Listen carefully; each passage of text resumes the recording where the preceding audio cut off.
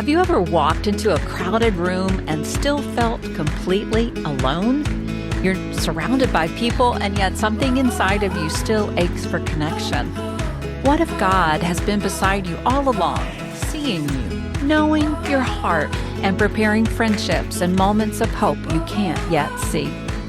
Welcome back to the Habits of Hope podcast, where we believe a life rooted in hope grows through daily rhythms that help us trust in God's faithfulness, even in life's hardest seasons.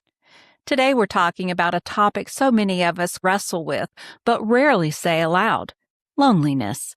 It's one of the deepest aches of the heart, and yet God offers real hope and help right here.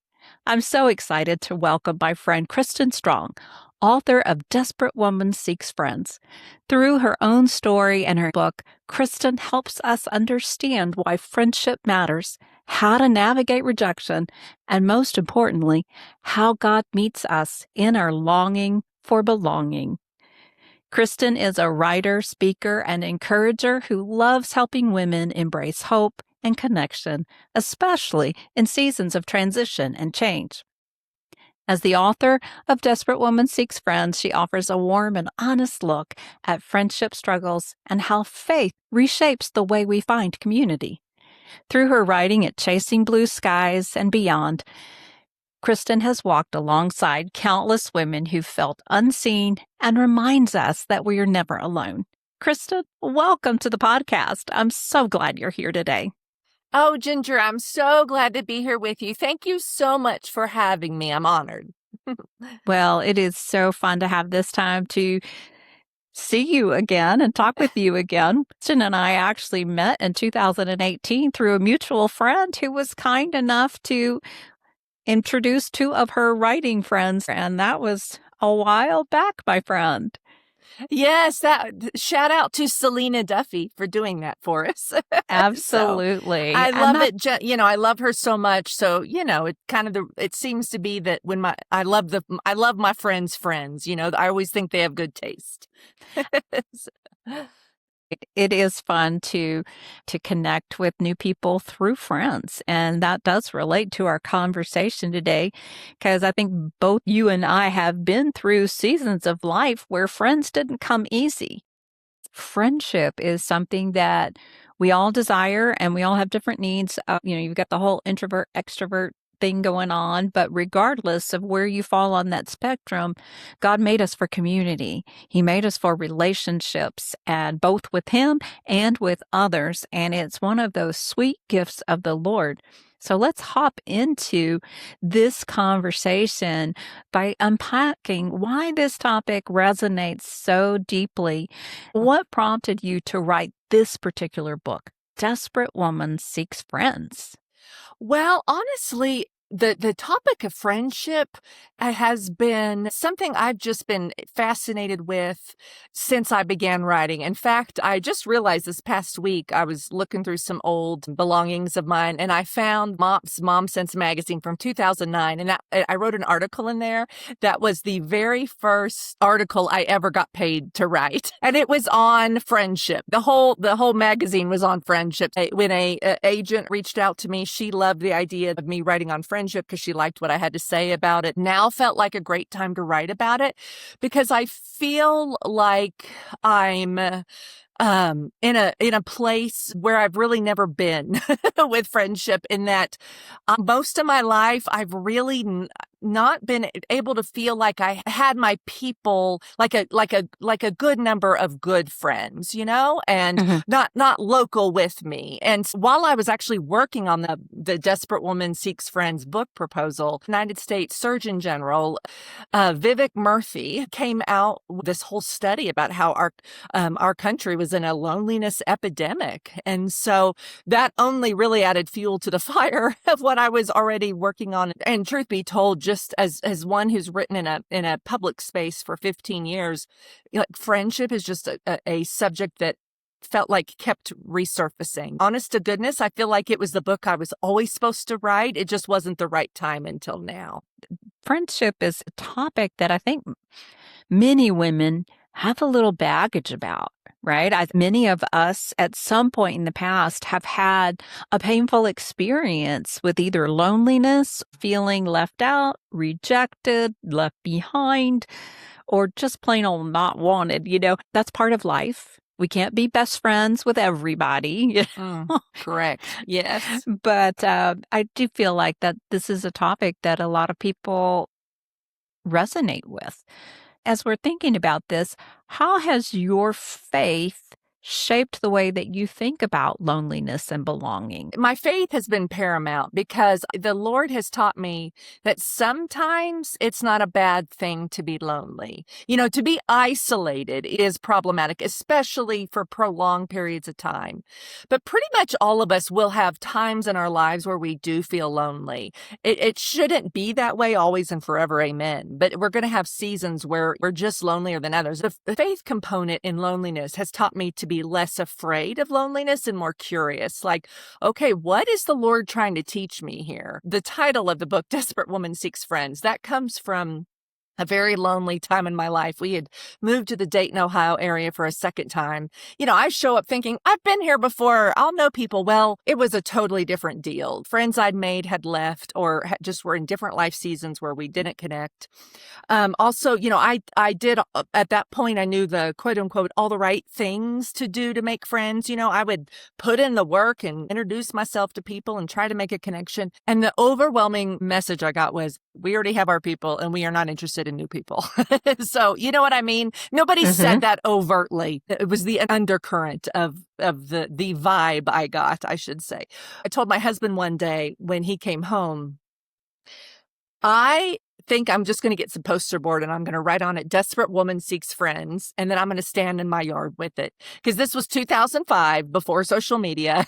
It was like the old timey way of just advertising for a friend. It seemed my last resort. Nothing else worked. And so, thankfully, not long after that, I did meet a good friend because we kept showing up at the park the same time with our kids. So we struck up a conversation. So my faith in the Lord kept me going. Like all these years later, I got a book title out of it. So that's kind of cool, even though I would have rather have made friends much easier at that time. But also just the Lord showed me that I want to take care of some things between you and me at this time. And you keep running to friends that it's kind of become a distraction. So I've removed your distractions because you've moved and you're having a hard time making friends because I want you to spend that time with me. And so that was the fruit to come out of that. But boy, it's hard when you're going through it. At the time, my husband worked crazy hours. I'm just talking largely with a couple of 5-year-olds and a 1-year-old. You want grown-up talk sometimes as well. Just all the blessings and advantages of friends. They weren't there, but Jesus was. He is that friend that's with us always. He's that friend that never fails us. That was a great time of building my relationship with him as well. I think the Lord teaches us so much through the years of what we learn in the in and outs of a friendship journey, in those seasons where we are well connected with community, the seasons when we run into conflict or issues in community with the friendship, or just in those empty spaces where you feel like you're just between. I often felt like that as a military spouse. I really struggled with a lot of anxiety, still do, when it comes to moving. And that I always thought about the first 6 months, it's almost like a dead space on your calendar because there's just not much going on other than like finding a new dentist and, learning your way around. Those were the seasons that I felt the loneliness of not having built friendships yet, being new to a place. And you also kind of felt the weight of grieving, having left some good friends behind. That may not be the same journey that every listener has been on, but I do feel like you hit on something that I want to talk about, and that is sometimes we depend on friendships for things that the Lord wants us to depend on Him for. Mm. Let's chat about that a little bit. Yes, it's 100% true in my life. My personality is I'm a doer. I'm not really contemplative about more internal things, but if there's something that I know needs taken care of, I move right into getting it done. And I think sometimes God's like, listen, you are doing yourself to the point of you are shutting me out. The first time that awareness of looking to friends to fill my holes instead of God was very early on in our marriage. I grew up on O'Neill Lane, and my last name was O'Neill, as everybody's last name on O'Neill Lane was O'Neill. And so I grew up with familiarity. Don't ever really remember having to work too hard to make friends other than a rough patch in 7th grade. Went to college an hour away with a lot of friends and family. That's where I met my husband. We started dating, and then we got married. And then I'm a military wife. I didn't have a clue how to make friends. And so I would reach out to folks, get a lukewarm reception, and immediately retreat like, oh, never mind. I'll just wait till the next assignment. I would then eventually make one friend, and then I just would overwhelm her and expect her to kind of be my everything. That's too much pressure. Boskamp says expectations kill relationships, and that is dead on, as they really strangle the life right out of them. But boy, I could lob some expectations at a friend back in those days. I want the listener to know, if she's listening and going, oh, but I'm doing these things and still feel like I'm not having the friend I want. I don't want her to internalize it as, oh, I must be doing something wrong. At the end of the day, making friends is hard simply because it's hard to make friends. And so, just wait on the Lord, continue to meet with him if you're doing that, and trust that if Jesus walked this earth with friends, which he did, he wants you to as well. You're not the exception to the rule, but it's hard to take that in when you're just feeling so lonely. Yeah, I hear you on that. My kids are in their mid 20s to early 30s. Did you know that there is Bumble BFF? Yeah, where you can go on the app and connect with a potential friend and then meet up and see if you have any, like that friend spark together. Every decade, every season of my life, there have been moments of loneliness and moments of wonderful connection with friends.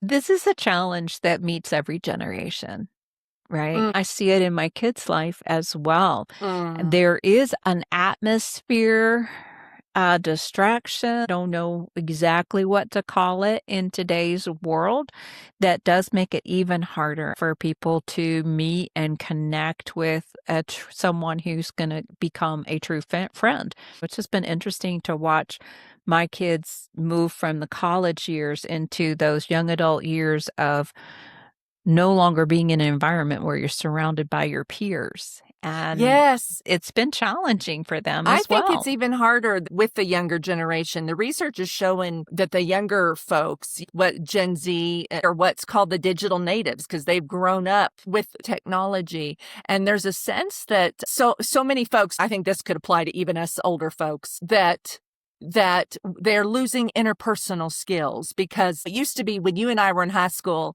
and if we called our friend, often their parent would answer and we'd have to say, hi, Mrs. Buck, this is Kristen's Kathy there. Like, there were some politeness you had to master. None of that is a thing anymore. In fact, our kids would look at us horrified probably that we had to do that. Nowadays, we're just online so much more. There's studies are showing that interpersonal skills are being lost because it's person to screen, even though there's a person on the other side of the screen you're chatting with, but there is something lost there in just the art of communication. You can't really make friends with somebody that you can't really communicate with. That's kind of the first step to seeing if you do have that friendship connections. While phones are a blessing, it comes at a price too. Kristen, one of the most powerful parts of your book is how you name the roadblocks to friendship and help us move through them. You talk about myths that we believe about friendship. What are some of the common myths, and how do they sometimes hold us back? A chief one is we believe it's harder for us than everybody else. We just think we should be able to walk in that coffee shop and find our Monica and Rachel and Phoebe, and it should be easy as pie because it's clearly easy for everybody else. No, it's really hard for everybody else too. Friendship is an art and a skill, and nobody's born with it. Now, some people may have more of a natural acumen for it, but nobody's born with just the ability to do it. It's practice that it gets us to a place to where we feel more comfortable in reaching out to folks. And so, I think in my younger years, I exhibited a real victim mentality when it came to friendship. I'd be like, I can't make friends here because we live in a really cold place and everybody's inside, or everybody already has their friends, or people are just a little less friendly in this part of the world or this part of the country. And while some of those things are true, at the point when I write about it in my book, I transferred colleges because my husband and I got married. I transferred colleges as a senior, so I went to a new college as a senior. By senior year, a lot of folks do have friends, and they're not always interested in new friends. So it's not that I was wrong there, but I was wrong to let that be the roadblock to it and think that oh well, I just can't make friends here. Really, I just didn't want to try as hard as I needed. I live on a hill. It takes a little effort to walk up my hill, but not near as much effort as it takes to climb Pikes Peak. So really, I was encountering for the very first time something that took more effort, and I just didn't realize that it just took the effort. I wanted to sort of cop out of that. It may be harder for some folks than others. That's legitimate, but it's not impossible for any of us. And if Jesus walked the earth with friends, he wants us to as well. And so that is very, very possible. So that's what I'd say is the chief myth, just believing that it's really hard. Like it's just too hard for you. Like you have special circumstances. That the circumstances may be difficult and it's real, but God still has them in mind for you. You just may have to kick in the extra effort, to find the friends that you need. Many of our listeners feel stuck. Maybe they've been hurt before or afraid to reach out. What would you say to the woman who's felt rejected or unseen? I would say fist bump because I've certainly been there as well. I loved what you said in the opening. You can be in a room full of people and still feel lonelier than if you were just by yourself. And I know for me, in the times of my life when that has happened, or when I have felt particularly stuck, or just like maybe my friendships are more on the shallow side. I don't know that I have any deep friendships.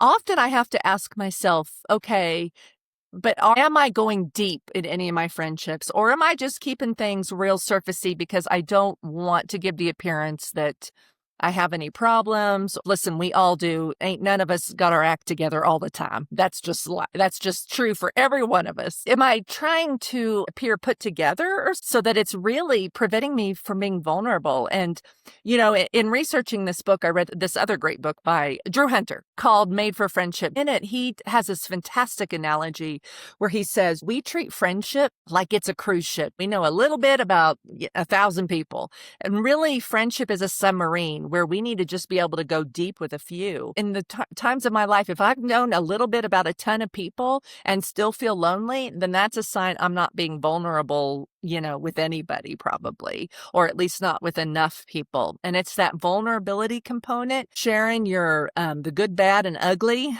that allows somebody else to reciprocate that. Figuring that component out is what's shot my friendships in the other direction. It just really made them really deep and meaningful and impactful to remember that vulnerability component. I love that. Here on the podcast, we love talking about small, practical rhythms that help us live with more hope, i.e., habits of hope. Is there one practice that the Lord has taught you that has become a habit of hope for you when it comes to cultivating good friendships? The one thing I do, and listen, I'm introverted. I am not extroverted. Sometimes I think the Air Force taught me how to pretend like I'm an extrovert when the situation calls for it. But at the end of the day, I am introverted. So I will give the tip that has helped me the most develop habits of hope, I believe. But I don't want anybody to go like, well, she's probably just extroverted, so that's why it works for her. That is not true. I am not. But honest to goodness, I have gotten in the habit when I see something about somebody, and it's 90% of these times it's a woman. When I see something about her that I just like or appreciate, whether that's the way I see her interacting with her child, or I see her in boots that I like, whether I know her or not, I name it to her. And that doesn't mean I've become great friends with every person I've done that with. Definitely not. I mean, but those little micro connections, first of all, make somebody's day. That can be just a real blessing. When people have done that to me, I'm like, oh my gosh, thanks so much. That's just a day brightener. Second of all, it gets me in the habit of being friendly. And that's kind of the first step to making a good friend, Sometimes it has led to a second conversation. I think back to when Sherry and I met. Sherry was the friend I met because we kept showing up at the park at the same time.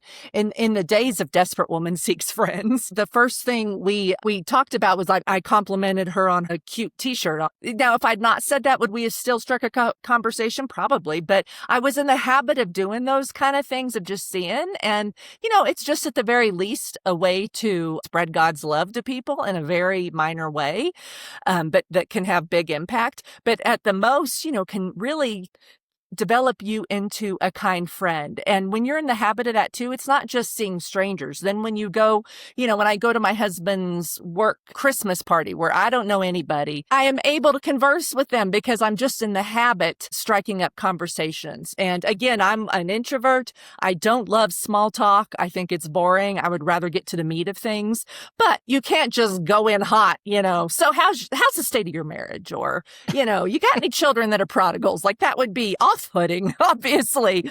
So you got to start somewhere. And I've learned that's a great teaching tool for me, to start somewhere, to develop that habit of making connections. Yes. And one for me that I think has been helpful, that just piggybacks right alongside that, is just asking questions and expressing interest in people. You're exactly right. When you're asking questions of them, that's automatically attractive to somebody because you're showing interest in them. You're seeing them. You're dialed into them. Nobody is going to be offended by that. They're going to be encouraged. I think back to junior high days. Oh my goodness. Friendship could be a hot mess during that season of life. And I do think that there may be some folks who have never really outgrown some of the catty experiences and things like that. But most of us have. And being able to realize that friendship isn't easy for most people, I think helps us to be more open and more accepting of people, and not having this expectation of, oh, she's all that, or she's got it all together. Right. She wouldn't be interested in being friends with me. I just feel like there's so many bizarro conversations as women that we have in our heads when it comes to trying to make friends and whether or not we're going to feel accepted. And yes, I love coming to an age where that's not so much of a big deal as it has been in years gone by. yes. But I think there'll always be a part of me that is the girl who was the fat girl who got made fun of and, stuff in elementary school. And that, for me, planted a lie from the enemy of, people don't really like you. And it's amazing how oftentimes he wants to pull that one up, and it can be that somebody was busy, all kinds of things happen, but in your own head, sometimes you make the whole scenario about you. And so oftentimes it's not about you. People like you just fine, but the enemy loves to capture those messages from painful moments with friends in our past. I don't know if that came up in the book at all, but do you have any thoughts on being able to keep what's going on in your head focused on what's here and now, and letting each new friendship become its own thing without an expectation, without a history, and just see what God's going to do with this relationship. That's right. You're exactly right. Like you said, the blessing of being in your 50s is you care less about what other people think than you did in your 20s. But it's not as if we don't ever care about what somebody else might think or wonder, how am I projected myself to this group of people in a good way, a positive way, or in an off-putting way, you know? And I remember back in middle school, I went to a movie with a good friend of mine, Haley. I remember just sitting in that theater and my heart just sank into my chest because it's like I heard this message somewhere. Haley's only here because she has nothing better to do. I remember crying myself to sleep that night because I had this thought like, man, maybe any friend I have is just there because there's no better offer. Maybe they don't really value me for me. And I just think that's an enemy's tool. I was insecure as a kid as all get out. I was slow to mature, so the middle school years were not real pretty for me. I was real tall, and I was very insecure about that because I head taller than all my friends. And in middle school, you just want to blend in, and I didn't feel like I blended in at all. I just stuck out and got it partially negative attention. As grown-ups, by and large, we don't have to worry what they're thinking, because I'll tell you what they're thinking. They're thinking about themselves. They're, like you said, it's about them and it's not about us. Same with us. You know, we're not leaving a party going, wow, that girl, what she said was real weird. If we're thinking anything along those lines, it's, man, I hope what I said wasn't weird, you know? So I think that is just the general way of it. But the enemy loves to, any way he can isolate us, then that's a win for him. That, you know, we don't want to let that kind of thinking enter into it. When we bring with us a spirit of getting to know other folks and not worry about what we receive, I think when we walk away, we find we receive more of what we were hoping to get. That is a beautiful way to end that particular part of the conversation. Are there any specific scriptures or promises from God that have given you hope, wisdom, or strength during seasons of loneliness that have been game changers for you? Yes, in Genesis, when God says it is not good for man to be alone, sin hadn't been introduced into the world yet. When he says it is not good for man to be alone, that's the first thing that is a negative loneliness that is not the result of sin. So much negative is the result of sin. When I felt lonely, it's not because I'm doing something wrong. It's because I'm created to be with people, you know? That's just a real powerful lesson in that portion of scripture. I love the story of Naomi and Ruth, how she stuck by Naomi. Naomi's like, you get a free pass, go on back with your people. Ruth's like, no, I'm with you. I think that's a lesson in how persevering in friendship has its own rewards. On the flip side of that, you want to be able to read the room. It takes two yeses for a friendship. If the other one's not interested, then, you know, you need to pivot to those that do see you for the value you bring and for the treasure you are and invest in those women.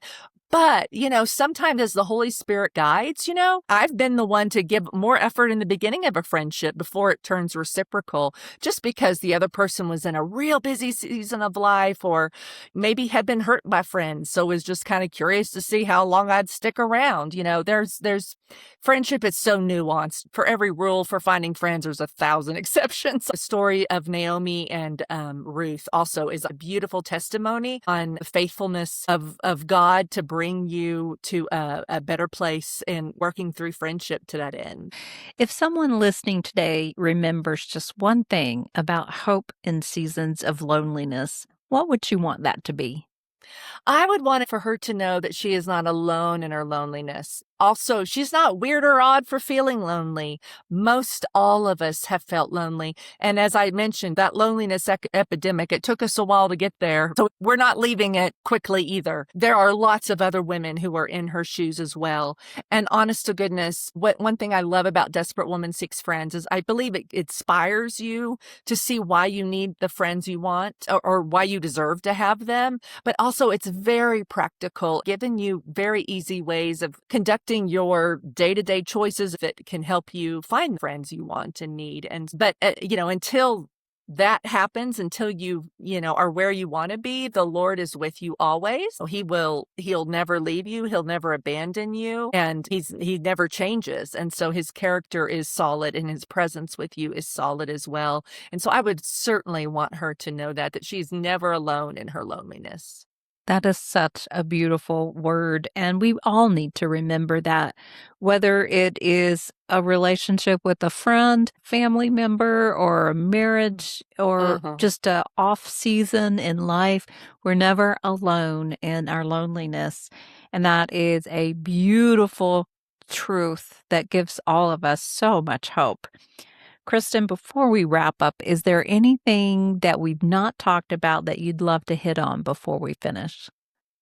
Oh, the only other thing I would say is people will fail us. I've had quote unquote friends behave in ways that are very unfriend-like. I think sometimes mean girls, they're not just in middle school and high school. They can go beyond that.